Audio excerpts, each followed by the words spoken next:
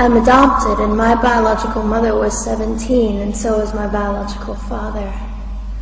She was 7.5 months pregnant when she decided to go to Planned Parenthood, which is the largest abortion provider in the world, and they counseled her to have a late-term saline abortion, which is a saline salt solution that is injected into the mother's womb.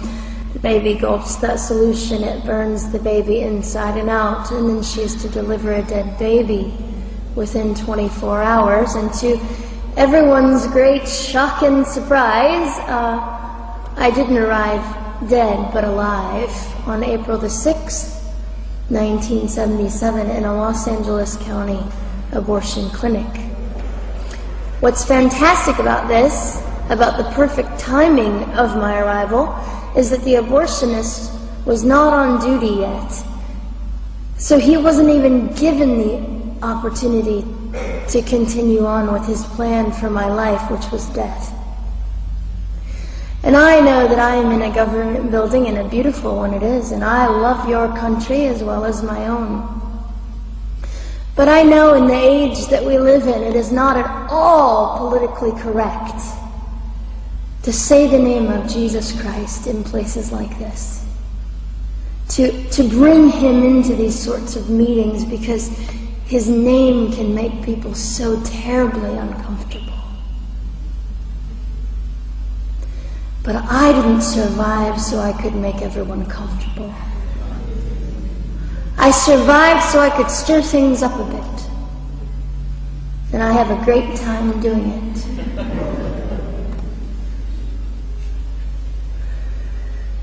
And so I was delivered alive, as I've already said, after 18 hours. I should be blind, I should be burned, I should be dead. And yet I'm not. You know what is fantastic vindication is the fact that the abortionist had to sign my birth certificate. So I know who he is. And it also says, for any skeptic listening, on my medical records, born during saline abortion. Ha! They didn't win. I've done some research on the man that performed the abortion on me. And his clinics are the largest chain of clinics in the United States of America, and they gross $70 million a year.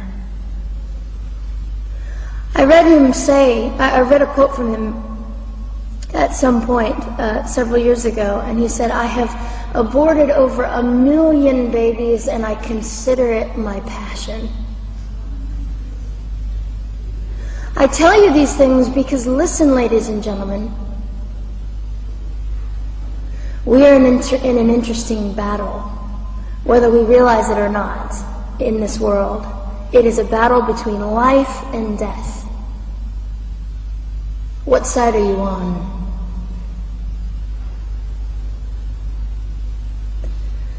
So a nurse called an ambulance and had me transferred to a hospital, which is absolutely miraculous. Generally, the practice at the time, and up until 2002, was, in my country, was to end the life of an abortion survivor by strangulation, suffocation, leaving the baby there to die, or throwing the baby away.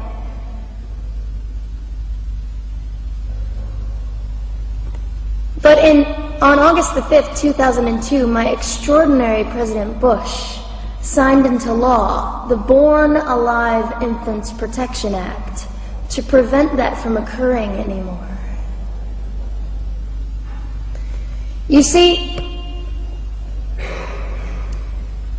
we're playing for keeps. We're playing I'm hoping to be hated by the time that I die, so that I can feel God about me and understand what it was to be hated. He was hated. Christ was hated.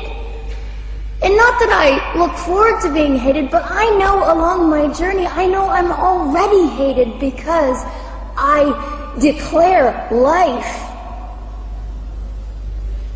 I say, you didn't get me. The silent Holocaust didn't win over me. And my mission, ladies and gentlemen, among many things, is this: to infuse humanity into a debate that we have just compartmentalized and set on a shelf and said it is an issue. We have removed our emotions. We are becoming harder. Do you really want that? How much are you willing to take, and how much are you willing to risk to speak the truth in love and graciousness and stand up and at least be willing to be hated? Or at the end of the day, is it all about you or me? And so, after that, I was placed in an emergency foster care home where they decided they didn't like me very well, and as I'm fond of saying, I don't know how you could not adore me right from the start. What is wrong with these people? But they didn't. You see, I've been hated since conception by so many, and loved by so many more, but most especially by God. I'm His girl. You don't mess with God's girl. I got a sign on my forehead that says, you better be nice to me because my Father runs the world. So after I was placed in the mean home, I was taken out of the mean home and placed into another home, a beautiful home, Penny's home. And she said by this time I was 17 months old, 32 pounds of dead weight, and diagnosed with what I considered to be the gift of cerebral palsy, which was caused directly by the lack of oxygen to my brain while I was trying to survive. Now, I am just compelled to say this. If abortion is merely about women's rights, ladies and gentlemen, then what were mine? There was not a radical feminist standing up and yelling about how my rights were being violated that day. In fact, my life was being snuffed out in the name of women's rights. And ladies and gentlemen, I would not have cerebral palsy had I not survived all of this. So when I hear the appalling, disgusting argument that we should have abortions because the child just might be disabled, the horror that fills my heart. Ladies and gentlemen, there are things that you will only be able to learn by the weakest among us. And when you snuff them out, you are the one that loses. The Lord looks after them, but you are the one that will suffer forever. And what arrogance, what absolute arrogance, and it has been an argument for so long in this human place that we live, that the stronger should dominate the weaker, should determine who lives or dies. The arrogance of that, don't you realize that you cannot make your own heart beat? Don't you realize that all the power that you think you possess, you really possess none of it? It is the mercy of God that sustains you, even when you hate Him.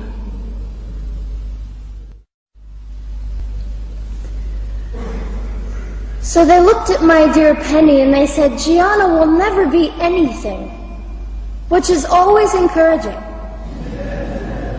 And she decided to ignore them, and she worked with me 3 times a day, and I began to hold up my head, and I said, well, Gianna will never this and never that. Long story shorter, I was walking by the age of 3.5 with a walker and leg braces, and I stand up here today with a mild little limp and without a walker and leg braces. I fall gracefully sometimes and very ungracefully at other times, depending on the situation. that I consider it all for the glory of God. You see, ladies and gentlemen, I am weaker than most of you, but this is my sermon. And what a small price to pay to be able to blaze through the world as I do and offer hope. And I think in our misunderstanding of the way things work, we misunderstand how beautiful suffering can be. I don't willingly sign up for it, but when it comes, we forget. We forget that God is in control and God has a way of making the most miserable thing beautiful.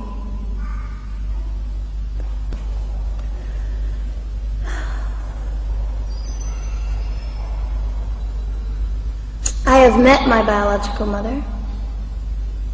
I have forgiven my biological mother. I am a Christian.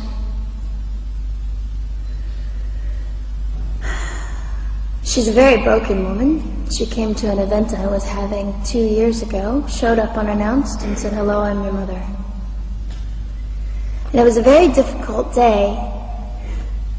And yet, while I was enduring all of this, you'll probably think I'm silly, but I was sitting there and I was thinking, I don't belong to you. I belong to Christ. I'm his girl, and I'm a princess. So no matter what you say, in all your anger and brokenness and rage, it's not mine to keep. It's not mine to carry, and I won't. I was saying all this inside. So ladies and gentlemen, you have an opportunity. But for just a brief moment, I would like to speak directly to the men in this room and do something that is never done.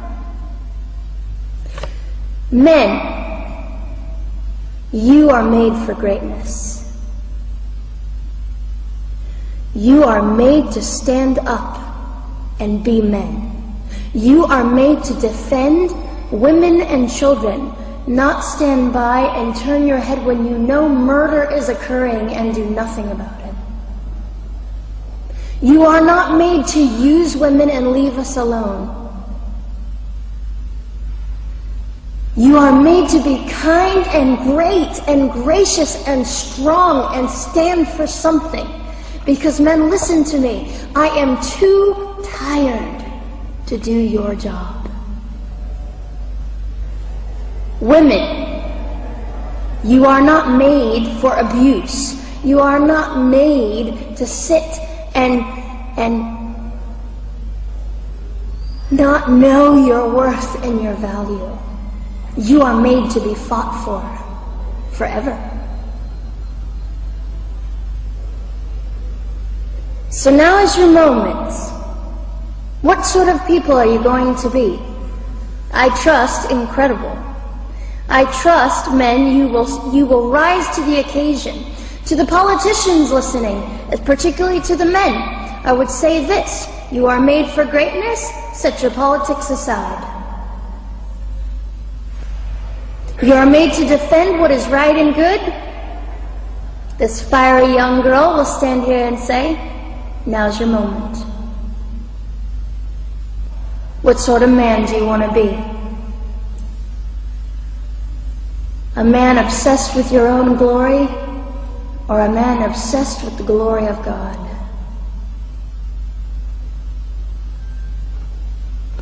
I'll just end with this. Some of you might be slightly annoyed that all I keep doing is talking about God and Jesus. But how on earth can I walk about limping through this world and not give all my heart and mind and soul and strength to the Christ who gave me life? So if you think I'm a fool, it's just another jewel in my crown. My whole intent in living here is to make God smile. I hope some of this made sense. It just came from my heart. God bless and keep you.